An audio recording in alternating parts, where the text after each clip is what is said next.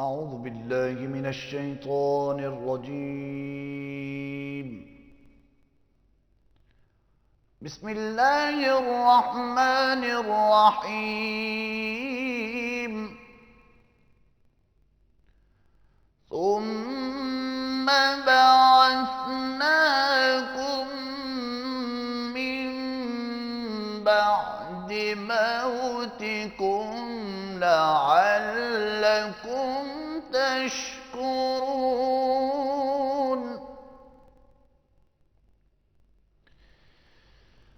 وظللنا عليكم الغمام وأنزلنا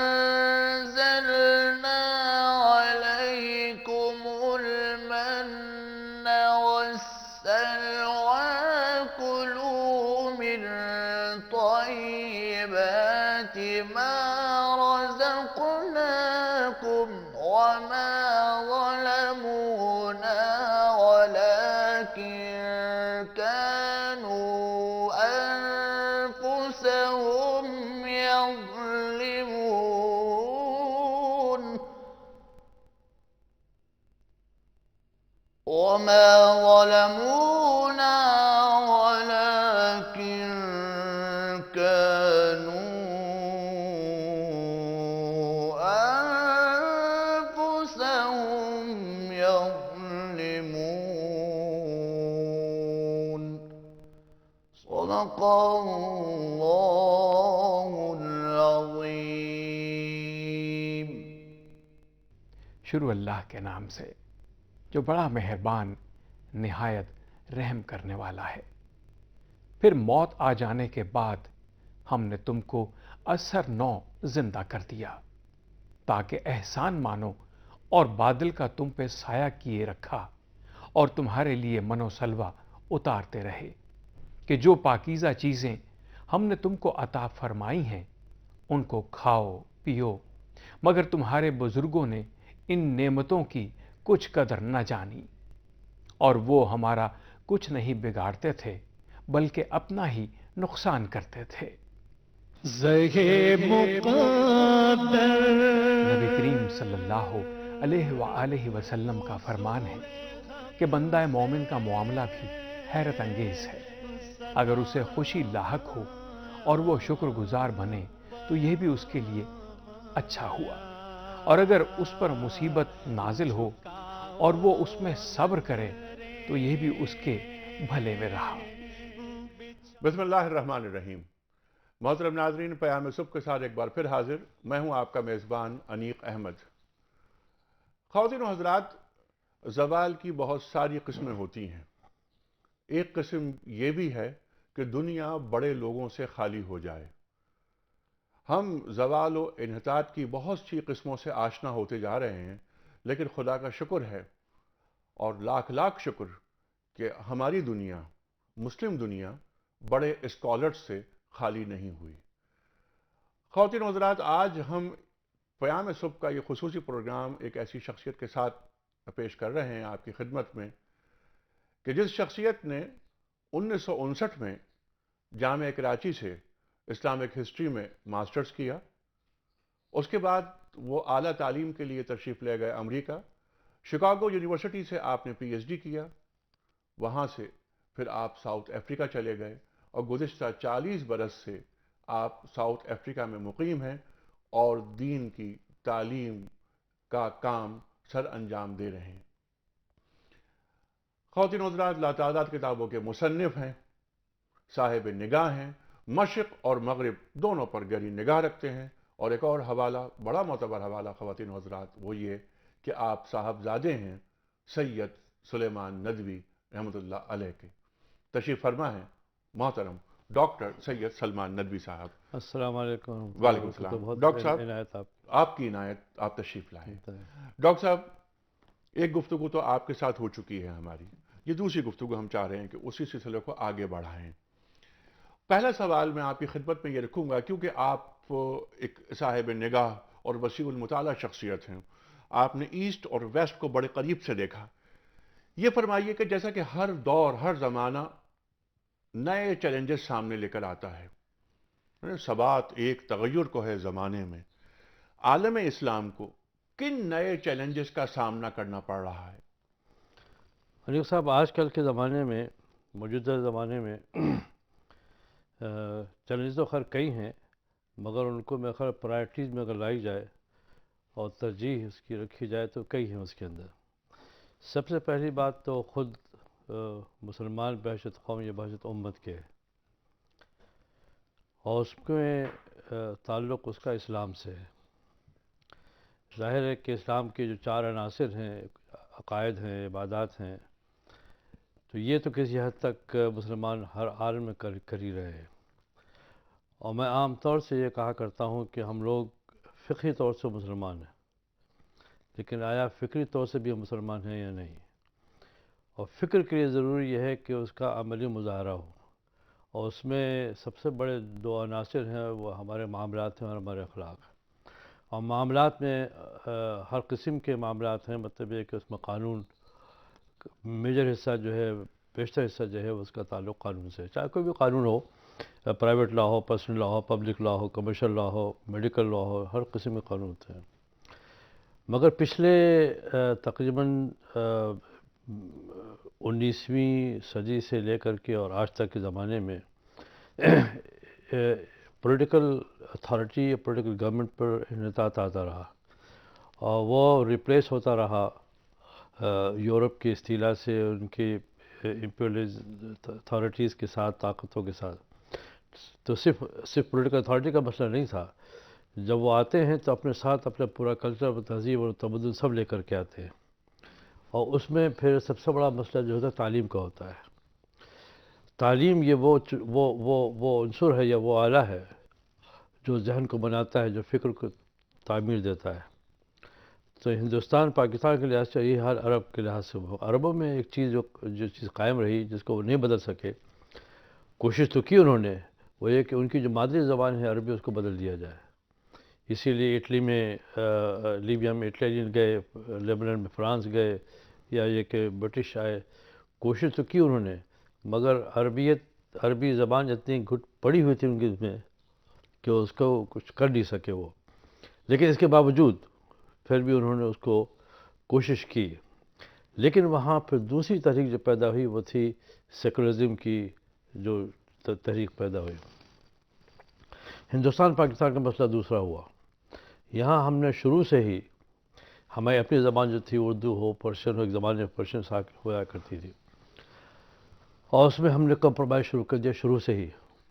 انگریزوں نے آمد پر سب سے پہلا کام یہ کیا کہ آپ کی زبان نہیں مٹائی، مگر پہلا کام انہوں نے کیا کہ انہوں نے خود اردو سیکھی، خود عربی سیکھی، خود فارسی سیکھی، اور پھر اس کا آغاز فورٹ ولیم کالج سے کیا، اور جس میں انہوں نے اپنی نصاب تعلیم، اپنی چیزیں شروع کی۔ ٹھیک ہے، اس ماحول میں ڈھل گئے اس اور اپنے مقاصد پورا کرنے کے لیے نصیب ہے کہ ڈھل گئے، مگر ڈھلتے چلے گئے۔ ٹھیک، تو اور اس لیے پھر اس کے سر شدید کا جو دور آیا، علی گڑھ یونیورسٹی کا جو دور آیا، تو اس پر آیا کہ ہم پیچھے رہ جائیں گے، اس لیے ہمیں اس کی تہذیب، تمدن، زبان، ہر چیز شامل کرنی چاہیے۔ ٹھیک ہے، نتیجہ یہ سوچ تھی سر سید کی۔ جی ہاں۔ اچھا، اس سوچ سے آپ اتفاق کرتے ہیں؟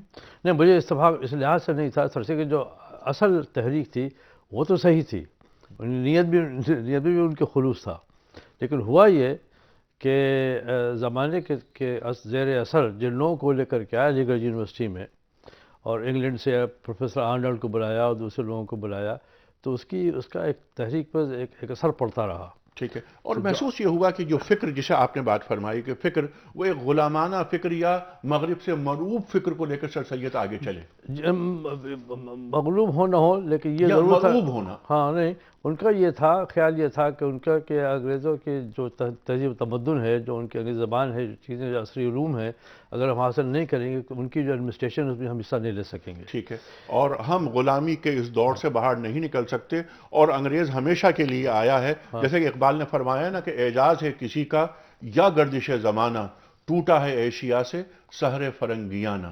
دیکھیے، اقبال کا انتقال ہوا 1938 میں، جی، اور سر سید کا تو بہت شروع سے ہو چکا تھا، 1876-78 میں تو قائم کر چکے تھے علی گڑھ یونیورسٹی۔ جی، اچھا، اس پر سے لے کے زمانے 38 تک کا اگر آپ غور کریں تو اقبال کی کیا مصیبت پڑی تھی جو انہوں نے چوٹ لگائی سر سید کے اوپر، کہ ہم نے سوچا تھا کہ لائے گی فراغت تعلیم، کیا خبر تھا کہ چلا آئے گا الحاد بھی ساتھ۔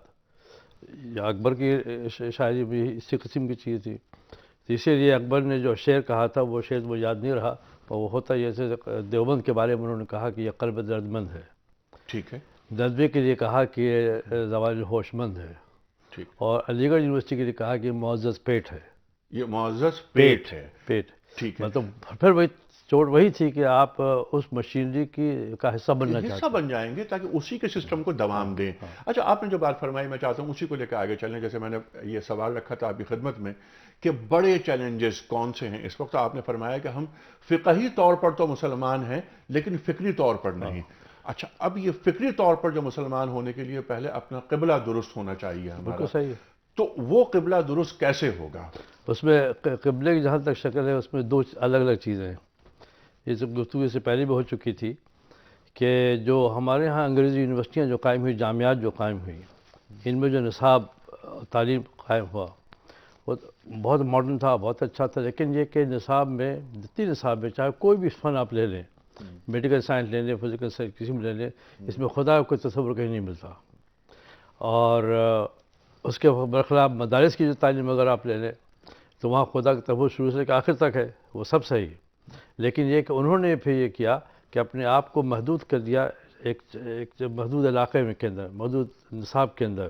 لیکن جو عصری تحدیات ہیں جو بھی ہوں، ٹھیک ہے، اس سے نپٹنے کے لیے انہوں نے ان آلوں کو استعمال نہیں کیا. ٹھیک ہے. تو گویا اگر آپ کی بات کا مطلب یہ لوں کہ جو ہماری مذہبی فکر ہے وہ روح اثر سے واقف نہیں ہے، تو کیا یہ بات درست ہوگی؟ ہاں، مطلب کہ بالحیث الموجود صحیح ہے، لیکن یہ کہ اس میں ایسے لوگ ہوتے رہے ہیں جنہوں نے ان کا مقابلہ کیا ہے. اصل یہ کہ جب انگریزوں کی آمد شروع ہوئی اس کے خلاف جو ریئیکشن جب پیدا ہوئی، ہمارے علماء نے بڑا زبردست کردار. یہ ماضی کا معاملہ ہے، لیکن آج ہم 2011 میں آج سانس بھی لے رہے ہیں تو مطلب معدود چند، ایسا نہیں کہ ہاں یہ صحیح ہے، مگر چند مولانا ابوالحسن علی ندوی کی کتاب ہے ایک تاریخ دعوت و عزیمت، اس کی 6-7 جلدیں ہیں. تو ہر دور میں یہ نہیں ہے کہ خالی رہا دور، ہر دور میں ایسے لوگ رہے جو اذان دیتے رہے، جو بتاتے رہے کہ بھائی کیا کرے. اس زمانے کی شخصیتوں میں مولانا شبلی کو لے لیجیے، خود واحد ماجد کو لے لیجیے، مولانا ابوالحسن علی ندوی کو لے لیجیے، جنہوں نے اس کے جو بہاؤ ہے دریا کو اس کے خلاف چلتے رہے. مولانا علی میں نے ایک یہیں کراچی ہی میں ایک شعر کہا تھا، مدارس کو دیکھ کر کہا تھا، جو خود کوشش کر رہے تھے اس کا انہوں نے ایک جملہ استعمال کیا تھا پاکستان کے سلسلے میں کہ اسلامی ریاست قیام کیوں نہیں اب تک ہو سکا. اس میں یہ تھا کہ اس لیے کہ مسلمانوں کو اسلام کی ابدیت اور کاملیت میں یقین نہیں ہے، اس کے لیے قیمت دینی پڑتی ہے. کتنا بڑا جملہ ہے. تو اس کے لیے انہوں نے کہا تھا کچھ سمجھ کر ہی ہوا ہوں موج دریا کا حریف، کچھ سمجھ کر ہی ہوا ہوں موج دریا کا حریف، ورنہ میں بھی جانتا ہوں عافیت ساحل میں ہے. تو عافیت ساحل میں تو ہے ضرور، لیکن یہ کہ اگر آپ کو اس خیال کو یا اس فکر کو اگر شکست دینی ہے تو اس کے لیے پھر آپ کو اپنی ایک فکر جہاد کرنی پڑے گی، جہاد کرنا پڑے گا، نئی جہد تلاش کرنی پڑیں گی، اور فکر کا مقابلہ فکر سے کرنا پڑے گا جس طرح کے ماضی میں ہوا، ہمارے اسلاف نے کیا. اچھا، فقہی اصطلاح میں اور فقہی محفلوں میں، فقہا کی محفلوں میں ایک گفتگو، ایک جملہ بار بار یہ آتا ہے کہ من لم یعرف لزمانہ فہو جاہل، جس کو اپنے زمانے کی بصیرت نہیں وہ جاہل ہے. آج ہمارے پاس وہ طبقہ، خاص طور پہ ہماری مذہبی قیادتیں، کیا آپ یہ سمجھتے ہیں کہ وہ جو لمحے موجود کے جو اثرات ہیں، جو فکریں ہیں جیسے آپ نے فرمایا، اس سے واقف ہیں؟ واقف تو ہیں، مگر اس میں ایک دوسرا مسئلہ ہے. اس لیے کہ مدارس کے تعلیم میں جہاں تک کہ کورس سبجیکٹ ان کے ہیں جیسے حدیث ہے، قرآن پاک ہے، تفسیر ہے، وہ تو ہے ہی، لیکن فقہ کے اندر ان کو تھوڑی سی وسعت چاہیے، توسیع کرنی چاہیے.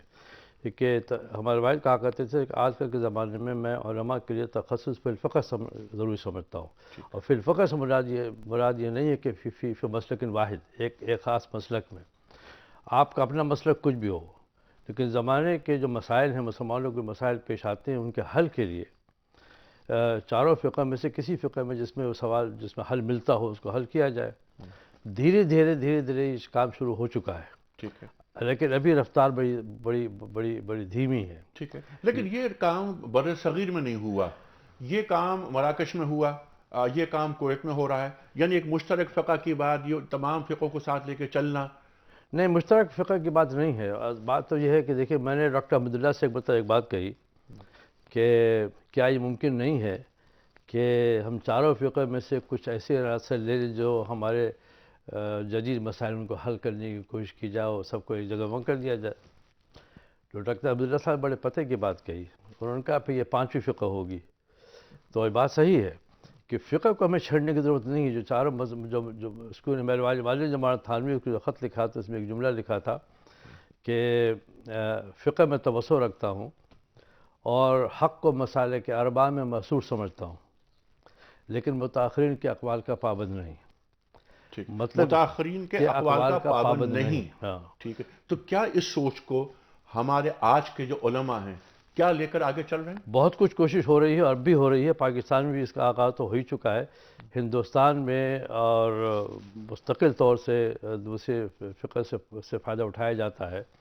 اور ابھی طلاق اور نکاح اور جو آئلی قوانین ہیں، اس سلسلے میں بہت سے معاملات میں مالکی فقہ سے فائدہ اٹھایا جا رہا ہے. ٹھیک ہے ڈاکٹر تو صاحب، یہ فرمائیے. تحریک چل چکی ہے تحریک اور چل خود چکی ہے. پاکستان میں بھی الحمدللہ ایسے فقہا موجود ہیں جی جو ان مسائل حاضرہ کا جو حل پیش کر رہے ہیں. ٹھیک ہے ڈاکٹر صاحب، یہ فرمائیے کہ تقلید کیا کوئی شرعی ضرورت ہے؟ تقلید بہت لاجیکل چیز ہے. وہ اس کی وجہ یہ ہے کہ تقلید کے بارے میں لوگ غلط بات مطلب رائے دیتے ہیں، سمجھتے ہیں. ایک تو مسئلہ یہ ہے کہ وہ جو ایکسپرٹس ہیں، ان کی جو ٹولز ہیں جو فقہ کے سلسلے میں ہونی چاہیے، تو وہ علماء جو ہیں، جو اہل ہیں، وہ تقلید جامد نہیں کرتے. مطلب ان کا اپنا مسئلہ کچھ بھی ہو، لیکن مسائل پہ غور و فکر کرتے ہیں. جو مسائل حاضرہ ہوتے ہیں، جو جدید چیلنجز جو ہوتے ہیں، ان کو وہ سوچتے رہتے ہیں. دوسرے وہ لوگ ہیں جن کا تعلق ایکسپرٹیز سے نہیں ہے، ایک عام لوگ ہیں. تو عام لوگ میں سمجھتے ہیں کہ جیسے پاکستان میں عام طور سے احناف ہیں، حنفی زیادہ ہیں. لیکن ایک حنفی بچہ، ایک خاندان جو حنفی ہے، وہاں جو بچہ پیدا ہوتا ہے وہ خود بخود حنفی ہو جاتا ہے. اس لیے گھر میں وہی ماحول ہے. اگر ہم کسی شافعی بچوں کو اپنے گھر میں لے لیں تو وہ حنفی ہو جائے گا. وہ تو کوئی سوچ سمجھ کے حنفی، شافعی، حنبلی نہیں ہوتا یہاں. عام طور سے جو عوام جو ہوتے ہیں، تو ان کے لیے تو جو بھی مسلک ہو، شافعی ہو، حنبلی ہو، مالکی، جو بھی ہو، بس یہ کہ اگر آپ انڈونیشیا میں جائیں وہ شافعی بن جائے. میں تو ان کے لیے تو یہ ضروری ہے کہ جو بھی جس مسلک کو بھی وہ فالو کر رہے ہیں وہ کرتے رہیں گے. لیکن اگر اس کو کسی مسئلے میں دقت پیش آتی ہے تو اہل علم سے وہ اس کو ریفر کرے گا. تو یہ ان کا کام ہوگا کہ پھر وہ اپنے مسلک کے علاوہ دوسرے مسالک سے دیکھیں حل کہاں پیش آتا ہے. جی ہاں بالکل. قرآن کریم بھی ہمیں درس دیتا ہے کہ فَاسْأَلُوا أَهْلَ الذِّكْرِ إِن كُنتُمْ لَا تَعْلَمُونَ. اہل ذکر کی طرف رجوع. ڈاکٹر صاحب، یہ فرمائیے کہ جو تقلید کے حوالے سے آپ نے بات فرمائی، اس سے پہلے آپ نے بات کی فکر کی. تو جو ہماری دینی فکر ہے، اس دینی فکر کے ساتھ ایک ہم آہنگی مقلدانہ طرز فکر کو ہے یا دینی فکر سے تقلیدی انداز فکر دور کر رہا ہے؟ نہیں، یہ صحیح ہے. اسی لیے میرے والد نے کہا تھا متاخرین کا اقوال کا پابند نہیں. اس سے مراد یہی تھی کہ جو دیکھیے اس پر اجماع امت ہو چکا. جو مسائل کے ارباء جو ہیں اس پر اجماع امت ہو چکا اور اس پر کام ہو رہا ہے. لیکن جب مسئلے کا حل آپ کو پیش کرنا پڑتا ہے تو آپ اپنے مسلک پر جامد نہیں رہ سکتے. آپ اس مسلک سے ہٹ کر دوسرے مسالک میں اگر کوئی حل موجود ہے تو پیش کرنا ہوگا. اور جو حضرت مولانا تھانوی رحمۃ اللہ نے اسی لیے الحیلہ الناجزہ لکھا. انہوں نے اس لیے لکھا کہ اس زمانے میں، ان کے زمانے میں یہ کثرت سے یہ ہو رہی تھی، طلاق نکاح کے سلسلے میں بات ہو رہی تھی. عورتیں نکاح توڑنے کے لیے مرتد ہو رہی تھیں. اچھا، تاکہ نکاح ٹوٹ جائے. ٹھیک ہے. تو اس کا مطلب یہ ہوا کہ تقلید شرعی ضرورت سے زیادہ انتظامی ضرورت ہے. شرعی اس لحاظ سے ہے کہ اس پر اجماع اس لیے ہو چکا ہے کہ اگر آپ نہ کریں تو ایک کنفیوژن پہ ایک پیدا ہو جائے گا. اس لیے اہل علم کے لیے اپنا مسلک کچھ بھی ہو، لیکن کسی دوسرے مسلک سے لوگوں کو لینے میں تھوڑا سا اعتراض ہوتا ہے. اس لیے اس جمود کو توڑنے کی ضرورت تھی کہ اگر ایسے ضرورت پڑ جائے جیسا مولانا تھانوی نے کیا یا دوسرے علماء کرتے ہیں تو دوسرے مسائل سے فائدہ اٹھاتے ہیں. جمود سے مراد میری یہ ہے کہ ہم یہ کہہ دیں کہ ہم حنفی مفتی ہیں، حنفی فتویٰ دیتے ہیں، اس سے آگے ہم نہیں جائیں گے. یہ غلط ہے. ٹھیک. تو پھر وہ اپنے مسلک کا تو عالم ہوا, وہ دین کا عالم نہیں ہوا. نہیں دین کا تو عالم ہوگا, ظاہر دین کا بھی لیکن ہوگا. ایک آدمی ایک دیوبندی عالم ہے, ایک بریلوی عالم ہے, ایک شیعہ عالم ہے, ایک اہل حدیث عالم ہے. اسے کیا ایک اہل حدیث عالم کو یا ایک حنفی عالم کو یہ معلوم ہے کہ فقہ جعفریہ میں کس طرح عالم بنا جاتا ہے؟ اس کو یہ اس لیے نہیں ہے کہ اب اس لیے کہ جو مدارس ہیں وہ مسلک کی بنیاد پر بنائے گئے ہیں, اس لیے جو وہاں تو کیا ہم انہیں دین کا عالم کہہ سکتے ہیں؟ ہاں دین کا عالم تو خیر کہیں گے آپ, لیکن دین کا عالم اس کا علم ناقص ہے یا مکمل ہے یہ الگ چیز ہے. لیکن یہ کہ دین کا عالم بہرحال ہوگا, ایک ڈاکٹر ہوگا, وہ ایکسپرٹ نہیں ہوگا کسی اس کے اندر, لیکن یہ کہ اگر اس کو حاصل کرے گا تو ایکسپرٹ بھی ہو جائے گا. ایک میڈیکل ڈاکٹر جب وہ MBBS کرتا ہے تو میڈیکل فیلڈ کے جو مبادی ہیں ان سے واقف ہے, لیکن وہ ایکسپرٹ نہیں ہے. تو وہ ایکسپرٹ نہیں ہے. ڈاکٹر تو ہے, ٹھیک ہے, لیکن وہ ایکسپرٹ نہیں ہے. اسی طرح سے کیا ہم اس اصول کو آج کے دور کے علماء پر نافذ کر سکتے ہیں؟ ہاں علماء, آپ ایک جماعت کو آپ کہہ رہے ہیں, مگر ان جماعت میں ایسے افراد ہیں کہ جو اس گلی سے باہر نکلے ہوئے ہیں اور پیش کر رہے ہیں. ٹھیک ہے ڈاکٹر صاحب, یہ ہر دور میں ایسے لوگ رہے ہیں جس کے خلاف تحریک اٹھاتے رہے ہیں اور جنہیں ہم کہتے ہیں علماء عظیمت. ٹھیک, ڈاکٹر صاحب گفتگو رہے گی جاری. خواتین و حضرات, تشریف فرما ہے سید سلمان ندوی صاحب, تشریف لائے ساؤتھ افریقہ سے, عالمی سطح کے مسلم دانشور. خوش بختی ہماری کہ آج ہمارے پاس موجود ہیں. ہم چاہتے ہیں کہ ان سے گفتگو مزید آگے بڑھے. اس وقت ہم جا رہے ہیں بریک پر, واپس آئیں گے تو ہم سوال رکھیں گے مولانا صاحب کے سامنے کہ اس وقت مغرب عالم اسلام کے تعلق سے کیا سوچ رکھتا ہے. آ رہے ہیں بریک کے بعد.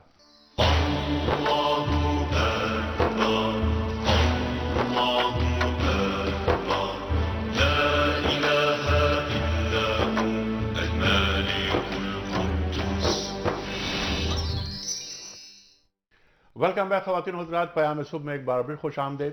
تشریف فرما ہے ساؤتھ افریقہ سے تشریف لائے ہوئے ممتاز مسلم دانشور محترم ڈاکٹر سید سلمان ندوی صاحب.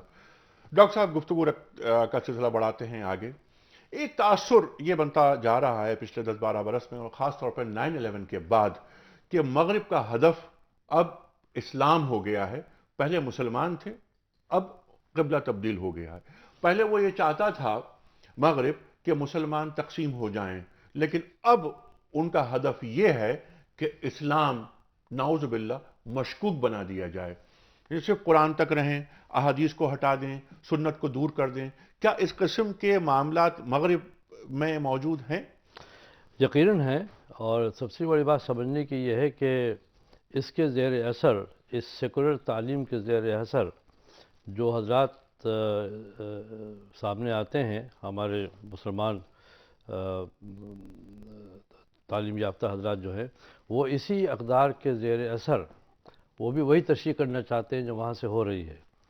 اور اسی لیے بات سمجھنے کی یہ ہے کہ اسلام کی تشریح آپ نے سنا ہوگا اکثر, انڈین اسلام, انڈونیشین اسلام, فلاں اسلام, فلاں اسلام, فلاں اسلام. تو یہ وہی انہی کی تحریک ہے. دیکھیے ایک بات سمجھنے کی ضرورت ہے کہ اسلام کا تعارف یورپ سے سب سے پہلی بات جو ہوا وہ میدان جنگ میں ہوا. جب مدینے سے اسلام پھیلنا شروع ہوا, شمال کی طرف چلنا شروع ہوا, تو وہ علاقے جو بازنطینی حکومت کے زیر سلطنت تھے, جب وہاں اسلام کی شعائیں وہاں پہنچنی شروع ہوئیں تو ان کو اس سے پریشانی شروع ہوئی. نتیجہ ہے کہ وہاں سے جنگ کا آغاز ہوا, اور ہوتے ہوتے پھر نارتھ افریقہ سے اسپین سے پھر آپ فرانس. تو جو ٹکراؤ ہوا, پہلا ٹکراؤ, وہ اسی لحاظ سے ہوا. اس کے بعد آٹومن امپائر کا زمانہ آیا, تو آٹومن خلافت کے زمانے سے یورپ میں مسلمان آ گئے. تو اس لیے وہ تو عقل مند دشمن ہے, وہ تو سمجھ گئے کہ ہم پر جو حکومت ہوئی ہے اس کو ہم کیسے روک سکتے ہیں. تو انہوں نے کوشش یہ کی, یورپ کی کوشش ہمیشہ یہ رہی ہے کہ دوسرے مذاہب کے جو اصول ہیں ان میں لچک پیدا کی جائے, کوئی توڑا جائے, کوئی کھوڑا جائے, ایسے یہاں تک کہ نام بدل دیا جائے. اسلام کے ساتھ بھی انہوں نے کوشش کی. اسلام کے ساتھ انہوں نے پہلے کہا کہ محمڈنزم, کہ محمد رسول صلی اللہ علیہ وسلم کو انہوں نے کہا کہ یہ بانی ہیں. پھر جو فالوور تھے, جو متبعین تھے, کہا محمڈن کہا انہوں نے, سر سید محمڈن اینگلو کالج ہی رکھا تھا نام ہی اپنے اس کا. لیکن اللہ کا بہت بڑا کرم تھا, کہ ہماری جو اوریجنل لینگویج اور وہی ہے، جو زبان وہی ہے، وہ محفوظ رہی. ٹھیک. اور نتیجہ یہ ہے کہ آج جو معیار ہے صحیح یا غلط ہونے کا، آج بھی قرآن پاک ہے اور آج بھی حدیث ہے، اس کی تشریح ہے. نتیجہ یہ ہے کہ اسلام کی تشریح وہ ہوگی جو قرآن و حدیث سے مشتق ہے، اور جو قرآن و حدیث جو چاہتا ہے. اسلام کی تشریح وہ نہیں ہوگی جو آپ کے ہمارے قلب چاہتا ہے، تاکہ یا معروف ہو کر ہم وہ تشریح کرنا چاہتے ہیں. اسی لیے انڈین اسلام اور مسلم انڈین اسلام اور انڈونیشین اسلام اور ایجپشین اسلام فلاں فلاں. تو یورپ کا مقابلہ کرنے کے لیے جو تحریکیں شروع ہوئی، اس میں سب سے بڑی تحریک جو تھی وہ سیکولرزم کی تھی. عیسائیت کو یا مسیحیت کو یہ سوٹ کرتا ہے، اس لیے کہ عیسائیت میں کوئی قانون نہیں ہے. جی. کوئی نہیں کہہ سکتا ہے کرسچن لا. یہودیوں کے ہاں تو لا ہے، جو آرتھوڈاکس یہودی ہیں ان کو آپ مجبور نہیں کر سکتے کہ ہم نان کوشر میٹ کھائیں یا سبت نہ منائیں. لیکن عیسائیوں کے ہاں کوئی اس قسم کی چیز نہیں ہے. اس کے برخلاف مسلمانوں کے اندر تو قانون ہے. وہاں عقائد کا مسئلہ بھی ہے، عبادات کا مسئلہ بھی ہے، قانون کا مسئلہ بھی ہے. اس لیے وہ اس پیرامیٹر سے باہر جا نہیں سکتے.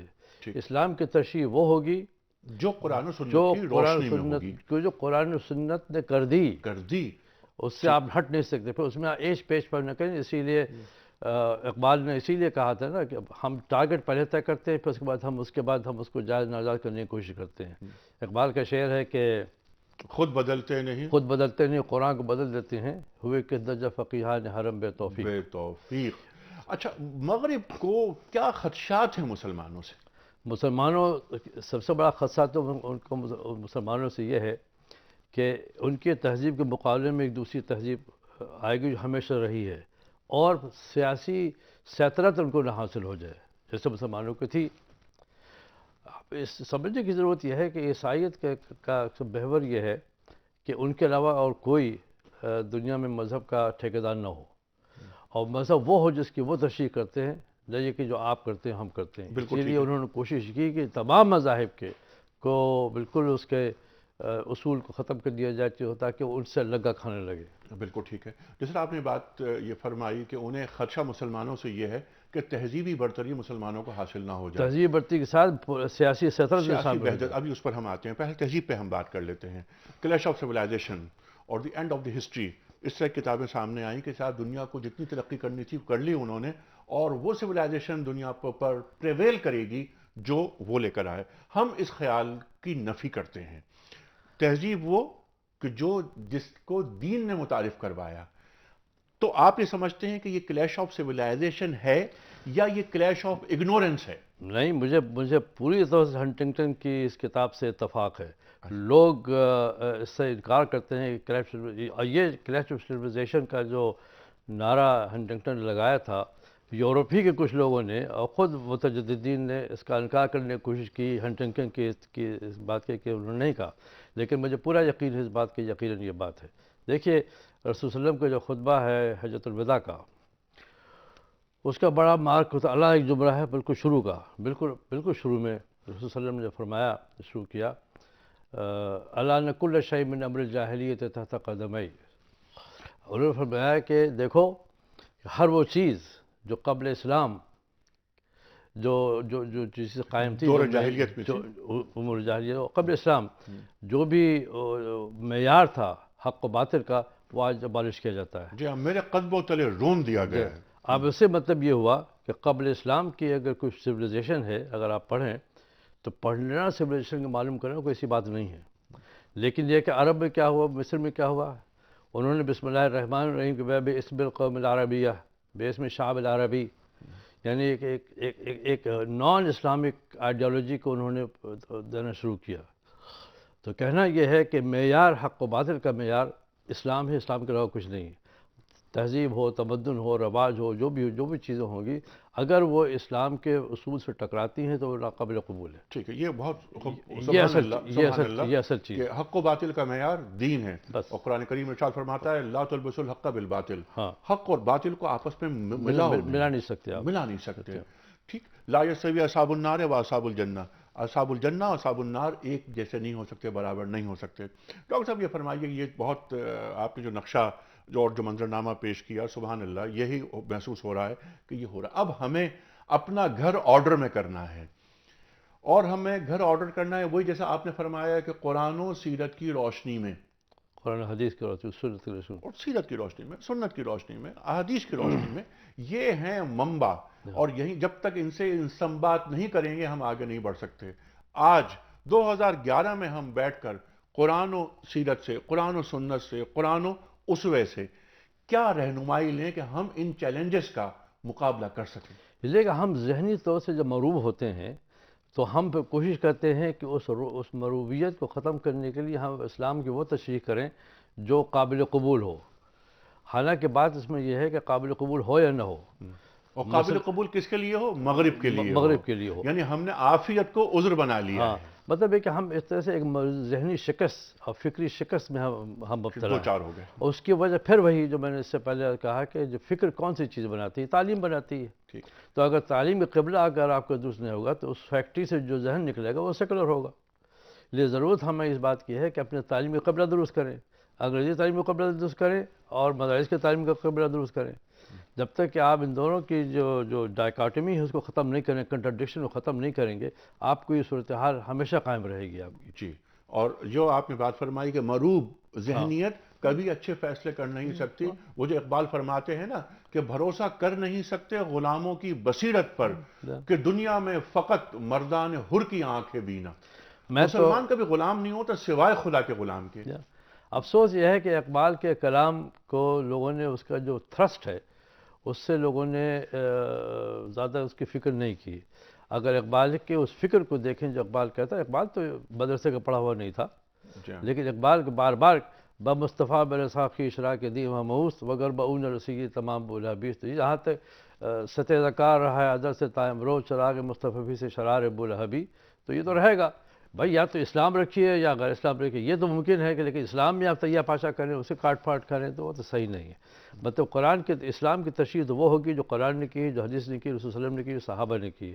اور جو اجماع صحابہ جو ہو چکا وہ ہو چکا. اس کو آپ اگر پھر جو اجماع صحابہ ہو چکا وہ ہو چکا. آپ نے فرمایا ابھی اقبال کا ذکر کرتے ہوئے کہ ستیزہ کار رہا ہے ازل سے تا امروز چراغ مصطفی سے شرار بولحبی. اب یہ شرار جو بولحبی ہے اس سے بچاؤ کے لیے ہمارے پاس کچھ کام ہمیں کرنے ہیں، خاص طور پہ ہمارے علماء کرام کو. ہم فرقہ واریت کی دلدل میں پھنستے جا رہے ہیں. ہمارے علماء کرام ایک دوسرے کے پیچھے نماز پڑھنے کے روادار نہیں ہیں. تو ایسی صورت میں آپ مسلمانوں کا کیا مستقبل دیکھتے ہیں؟ اسلام کا مستقبل تو محفوظ ہے. ہاں، اسلام تو محفوظ رہے گا.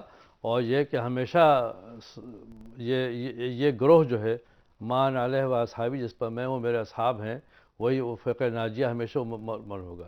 باقی اس میں جو کچھ ابتری اور جو کنفیوژن جو ہے وہ تو ہمارا اپنا پیدا کردہ ہے نا بھائی.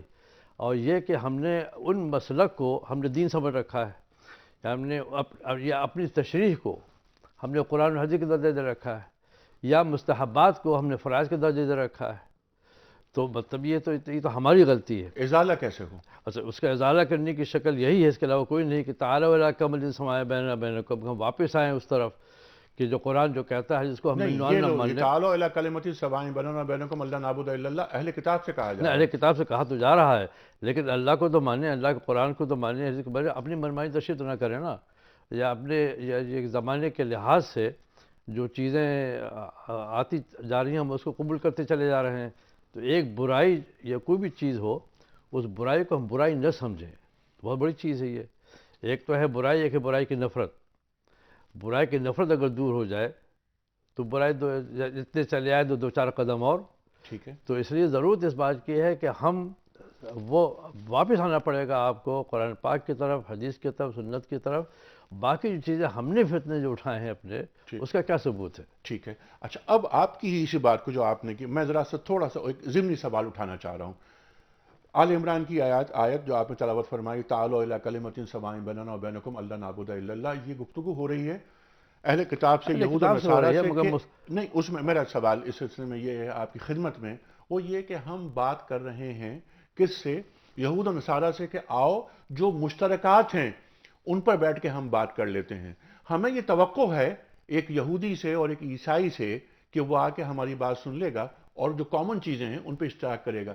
لیکن اگر میں دیوبندی ہوں تو میں بریلوی سے بات نہیں کرنا چاہ رہا. اگر میں بریلوی ہوں تو میں اہل حدیث سے بات نہیں کرنا چاہ رہا. اگر میں اہل حدیث ہوں تو میں اثنا عشری سے بات نہیں کرنا چاہ رہا.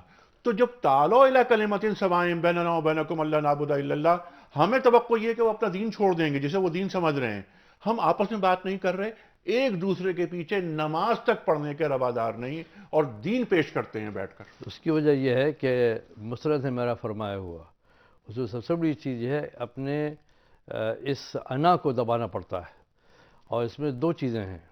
ایک تو ہے ایمان خود جس کی ہم بات کر رہے ہیں. دوسری چیز یہ ہے کہ اپنی باطنی اصلاح، قلب کی اصلاح. قلب کی اصلاح سے میری مراد یہ ہے کہ اللہ تعالیٰ کے سامنے اپنے اعمال، اپنے فکر، اپنی چیز کے جواب دہی کا احساس. اور جتنا جواب دہی کا احساس ہے اتنی ہی آپ کی انانیت میں کمی آئے گی. ہمارا یہ ہے کہ جو ظاہری اعمال ہیں اسلام کے وہ تو ہم کر رہے ہیں، لیکن ہمارے جو باطنی فکر ہے اس کی ہم فکر نہیں کرتے. باطنی اصلاح کے لیے اللہ تعالیٰ کے سامنے اپنی جواب دہی کا احساس. ٹھیک ہے. حضرت ہمارے شیخ حضرت حکیم اختر صاحب کا ایک شعر ہے، جو کرتے ہو تم چھپ کے اہل جہاں سے، جو کرتے ہو تم چھپ کے اہل جہاں سے، کوئی دیکھتا ہے تجھے آسماں سے. تو یہ جو دیکھتا ہے آسمان سے، ہم کوئی بات پہ کرتے ہیں ہم ایسا معلوم ہوتا ہے جیسے کہ ہمارا مطلب جو بات ہم نے رائے قائم کی، مسرت نے میرا فرمایا ہوا، اس کے آگے کوئی تشریح نہیں ہو سکتی. تو یہ جو اختلافات ہیں، تو قرآن خود ہی کہتا ہے کہ یہ اختلاف تو تم نے پیدا کیا بھائی، ہم نے تھوڑی پیدا کیا ہے.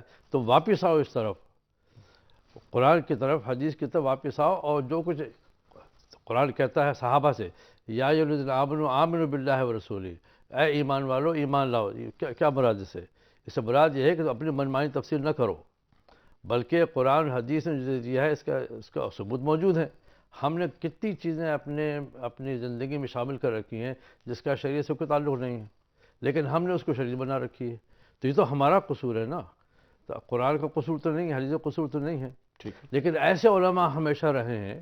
اگر آپ مولانا علی میں کی جو کتاب پڑھیں، دار کی دعوت و عزیمت، ہر صدی میں ایسے علماء رہتے رہے ایسے جو اسلام کی صحیح تشریح پیش کرتے رہے.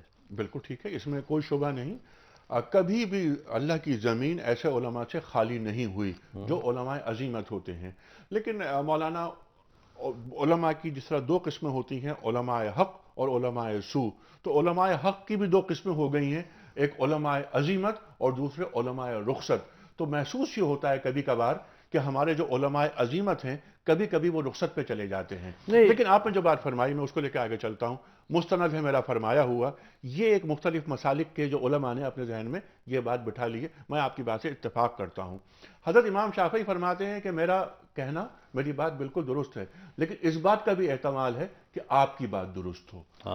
یہ فکر کیسے رائج ہوگی؟ فقہ کا ایک اصول ہے. اس کی وجہ یہ ہے، فقہ کا ایک اصول یہ ہے کہ ان کا ہماری رائے صحیح ہے لیکن اس میں غلطی کا احتمال، خطا کا احتمال ہے. دوسرے کی رائے خطا ہے، اس میں ثواب کا احتمال باقی ہے. تو اگر اس اصول کو پیش نظر رکھیں تو آج کا زمانہ یہ ہے کہ ہم یہ کہتے ہیں کہ ہماری رائے صحیح ہے فقط. اس خیال کو اور فکر کو خود سے دور رکھنا ہے. اصلاح باطن کی آپ نے بات کی. بالکل صحیح. ہمارے پاس ایک سلسلہ تھا خانقاہی سلسلہ جو ہمارے اسلاف کے پاس، پھر بر صغیر میں ہم یہ دیکھتے ہیں. کیا آپ سمجھتے ہیں کہ خانقاہی سلسلے کو اگر رواج دیا جائے اس سے ہم دینی فکر کے قریب ہو جائیں گے؟ نہیں، اس میں صورتحال یہ ہے کہ ایک زمانہ تھا جبکہ اس میں کوئی فرق نہیں تھا. اس میں ظاہری علم اور باطنی اصلاح جو تھی وہ دونوں ساتھ ساتھ چلا کرتے تھے. جب سے مدارس کا نظم شروع ہوا، سپریٹ بلڈنگ شروع ہوئی، چیزیں جو اس میں انحطاط آتا گیا. اور یہ جو ایک فن ہوا کرتا تھا یہ دو حصوں میں تقسیم ہو گئے. ٹھیک ہے. تو ایک نے علم کے سنبھال لیا، ظاہریہ علم ہے، دوسرے نے باطنی اصلاح کی. ٹھیک ہے، لیکن آپ یہ سمجھتے ہیں ضرورت اس بات کی ہے کہ اس علم اور اس باطنی اصلاح کو یکجا کیا جائے. اور اگر یہ فکر یکجائی ساتھ آتی ہے تو خانقاہی سلسلہ بہت اچھا سلسلہ ثابت ہو سکتا ہے. صرف خانقاہی سلسلہ نہیں بلکہ علم اور باطنی اصلاح دونوں ساتھ ساتھ چلیں. خانقاہی سلسلے میں کیا ایسا ممکن ہے کہ علم موجود نہ ہو؟ جو ہمارا ماضی رہا اور جو سلسلے رہے ہمارے بر صغیر میں، انہوں نے علم کو اور ان کو عصر کی روح سے ملایا اور شریعت اور طریقت کو دونوں کو ساتھ رکھا. ہاں، اس میں ایک چیز یہ ہے، مثلا جو بات کی عین ممکن ہے کہ ایک شخص باطنی اصلاح کا ایکسپرٹ ہو، چیزیں ہو بتا دے. مثلا ایک کوچ ہے، کرکٹ کی فیلڈ کرتے ہیں، پھر بولتے ہیں اس میں کوچ کی کیا ضرورت ہے؟ ٹھیک، کیا بیٹسمین بیٹ کرنا نہیں جانتا یا کہ فٹ بال والا کرکٹ کرنا نہیں جاتا؟ مگر وہ کوچ یہ بتاتا ہے کہ آپ کے بیٹنگ میں غلطی کیا ہے، بالکل، لیکن کوچ کی ضرورت ہوتی ہے. ضرورت ہوتی ہے. ٹھیک ہے، تو یہ کوچ جو ہے آخری آپ بات کے قلبی اصلاح کی، اصطلاح کی، باطنی اصلاح کے لیے کوچ کی ضرورت ہے، ضرورت ہوتی ہے. اور اللہ تعالیٰ کا ڈاکٹر خوف صاحب، آپ کے ذہن میں آ جائے. بالکل اللہ کا خوف. یا ایھا الذین آمنوا اتقوا اللہ حق تقاتہ. اور وہی جو اقبال کے شعر پر ختم کی معاملہ اس کو کہ خالد نے کہہ بھی لیا لا الہ تو کیا حاصل، دل و نگہ مسلمان نہیں تو کچھ بھی نہیں. کہ آپ کے ویژن ڈاکٹر صاحب چند سیکنڈ رہ گئے، یہ فرمائیے کوئی ایک پیغام دیں آپ امت مسلمہ کو. حضرت میرا پیغام تو وہی ہے جو قرآن کا پیغام ہے، حدیث کا پیغام ہے کہ اے مسلمان، مسلمان ہو جاؤ. فکری طور سے مسلمان ہیں، صرف فقہی طور سے مسلمان نہ رہیں. فکری طور سے مسلمان ہونے کے لیے اس کے لیے قیمت دینی پڑتی ہے. وہ قیمت دینے کو تیار اگر ہیں آپ تو آپ، قرآن کی آیت ہے انتم العالون ان کنتم مومنین، اگر صحیح معنوں میں مومن ہو جاؤ تو تم آدمی غالب ہو جاؤ. ہمارے اسلاف نے ثابت کیا تھا، تو آج کیوں نہیں کر سکتے ہم؟ ڈاکٹر صاحب بڑا ممنون، بہت شکر گزار. شکریہ، بہت خواتین و عنایت حضرات، تشریف فرما ہیں محترم ڈاکٹر سلمان ندوی صاحب. خواتین و حضرات، ایک علمی سلسلہ، ایک علمی خانوادہ، اس شجر کے یہ پھول سید سلیمان ندوی صاحب کے صاحبزادے. خواتین و حضرات، گفتگو آپ نے ملاحظہ فرمائی، ہر جملے میں ایک یقین موجود، اور یہ کہ آنے والا کل ہمارا ہوگا بشرطے کہ ہم قرآن و سیرت سے قریب ہو جائیں. قرآن کریم قیامت تک کے لیے راہ ہدایت ہے اور آخری راہ ہدایت ہے. کوئی دوسری کتاب نہیں آ سکتی، کوئی دوسری شریعت نہیں آ سکتی. خواتین و حضرات، ہم بڑے ممنون ہیں سلمان ندوی صاحب کے کہ آپ نے ہمیں وقت دیا. بہت شکریہ، بہت عنایت آپ نے. اپنے میزبان انیق احمد کو اجازت دیجیے. خدا حافظ. السلام علیکم. السلام. اللہ